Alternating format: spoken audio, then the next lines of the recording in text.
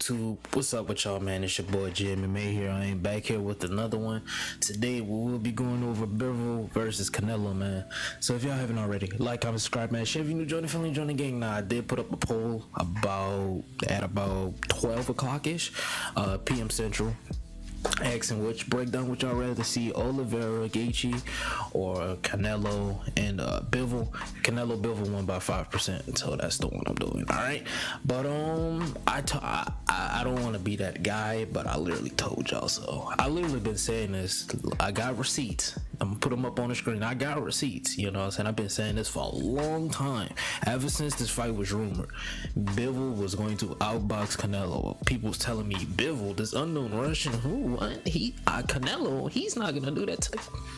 What happened? So that pretty much break down these two, right? They're very polar opposites, actually. Canelo is I wouldn't say he's a counter puncher, but he's a guy that's very smart in what he's want to do. He's like Peterian in a sense. When he throws, it's with mean intentions. When he throws it, he wants it to hurt you. When he throws, it's something that he's very confident that's gonna land. Dmitry Bivol is very all-around sound. He has great defense. He has great pressure. He has great cardio. He can back you up. He can stand on the outside and box you. He can fight on the inside. He has the best. I'm not gonna say he has the best jab, but he has the highest percentage for jabs landed in all of boxing. So I already knew that jab was gonna be a problem for Canelo. So let's just get right into it. He basically beat the shit out of Canelo. Now 115, 113 I don't agree with. I thought it was 116, 111. 113, 115 indicates that if Canelo would have won that 12th round, or any round, the 11 or 12th, it would have been a draw essentially. I don't agree with that. But anyways, that's neither here or there. Let's just basically look at the masterclass that Bivol put on. He basically neutralized everything that Canelo had to offer. He knew that every time Canelo threw a jab, that big right hand comes after it. Canelo does it a lot.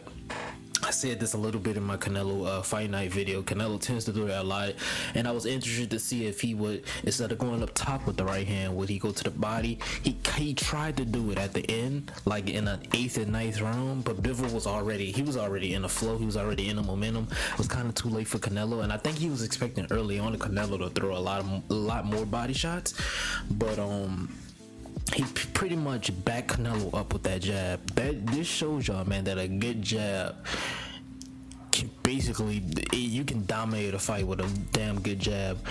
Somebody mentioned that Bivol throws a lot of straight punches. In my comments, I didn't. Yeah, he does, but I really didn't see how Canelo was going to evade him backing up.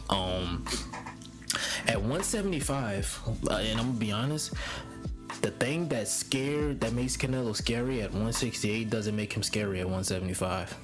Like the head movement, the power, all that, Bivol's already seen from more heavier punches. He's fighting at light heavyweight.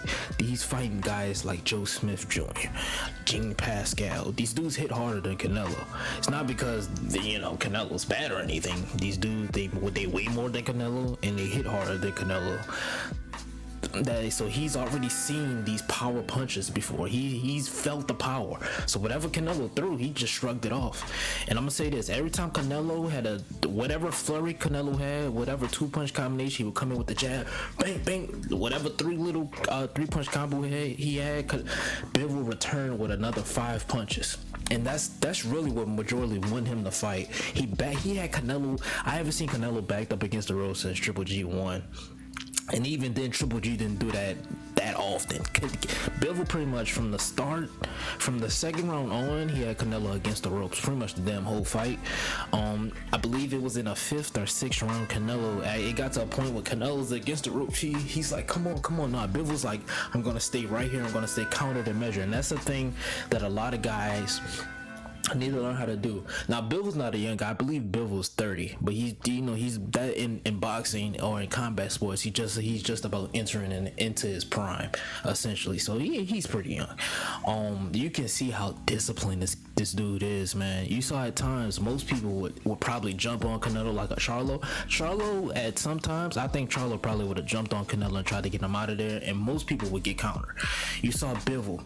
he would back Canelo up, jab, jab, right hand, boom, jab, jab, right hand to the body. Then he'll back up. Canelo's against the ropes. He'll let Canelo move, circle out. Then he'll just get right back on it. He didn't over calculate. He didn't overcommit to anything. He stayed true to his game plan and everything. And this is one thing that I noticed Bivol did a lot. He would throw the jab to the body. Jab to the body, and he actually did, and I believe it was the 7th round. Forgive me if it's not round accurate. I believe in the 7th round he caught Canelo with a good ass counter. Canelo got countered a lot in this fight. I believe he threw a jab to the body. Canelo tried to counter with a right hand. Bivol saw it, basically moved his head back a few inches, came in, bink bink 1-2, caught Canelo clean. Nasty. That was nasty. And Bivol doesn't really throw a lot of power, like the body shots like Canelo does, so I was expecting him to basically set up the body shots with some shots over the top, which he did a lot. Man, that was just that he outclassed Canelo. He purely outclassed Canelo, and this goes to show y'all, man, if you have someone with power, someone with discipline, I think discipline is really key. Discipline, I don't think no one at 168 really has true discipline. Maybe Caleb Plant, maybe Benavidez, maybe Charlo, I don't know. Those three guys are so iffy, and Caleb Plant is my favorite boxer, well, second favorite. Next to Regis Prograis, it's Regis, Plant, Bivol. That's my top 3 right now. But I've been watching Bivol since he fought Barrera. If y'all don't know who Barrera is, Barrera, he's okay. He's like the Gamboa of 175. Him and Jean Pascal, they're like the Gamboa of 175. It's a good win on your resume, but they're out of their prime. They're not there anymore. I was like, okay, who is this guy? He's Bivol. Did more research, and then he fought Jean Pascal. I was like, oh shit, because the Jean Pascal, I know Jean Pascal was he was like that's like a real test. Then when he did that Jean Pascal, I'm like, fuck, all right, I'm a fan. Then that Joe Smith Jr. fight, he had me hooked. Literally, he had me hooked. That Joe Smith, I'm hooked. So I've been a fan since. But I knew he was gonna do this to Canelo. This had nothing to do with, you see, I haven't brought up size one time. This had nothing to do with size. Canelo got purely outskilled. That's all it was. Just got purely outskilled. Don't say I told you so, because I called this. You know, I've been saying this since June of last year. This fight was rumored since June of or July of last year. I've been saying it since.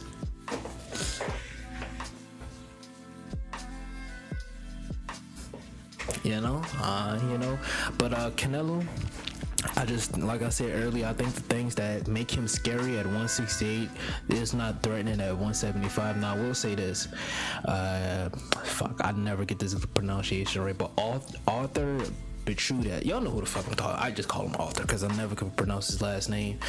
But the guy who's fighting Joe Smith Jr. to unify, I think Canelo needs to step aside. I'm sorry. Bivol has a chance to go fight for undisputed at 175 pounds, and I think Canelo really needs to go back and watch this fight because he was instantly like rematch. Canelo, the same thing's gonna happen to Canelo. He's gonna get outclassed again, and then maybe even worse. He needs to just step aside, go back to 168, go defend, let Bivol go fight for undisputed, and then if he wants to come back up and fight Bivol, I would be like, okay. But now Bivol has a chance to become undisputed. You don't get this chance often. I love watching Canelo fight, but he really has to let Bivol go fight for undisputed. Like, undisputed, that's like the most prestige thing you can do in boxing, become an undisputed champion in the weight division. Canelo himself knows that. And he just needs to set his pride to the side and let this young man go shine, man. He got to go do it. But I pretty much said this. I really don't have nothing much to say. That 1-2 from Bivol was fucking nasty. And you saw it every time Canelo landed, it was landing on Bivol's guard. But when Bivol landed, he was landing. It wasn't like he landed on the guard, he landed. So Canelo, I wouldn't take that rematch at 175. I'll go back down to 168. Now that I've seen him fight Bivol, I think Benavidez has a little bit more better of a chance. I still think Canelo wins because he's not at 175, but I just think that that fight is a little bit closer than I thought it would. That I thought it was gonna be. But man, Bivol, glad to see this boy getting all the recognition he deserves. I hope y'all became a fan of Bivol after seeing this. But let me know down below in the comments what y'all think. We could talk more. I don't want to keep y'all here too long, because if I did, this would have been like a 30-minute video, just me sitting here breaking it down. Don't want to do that, all right?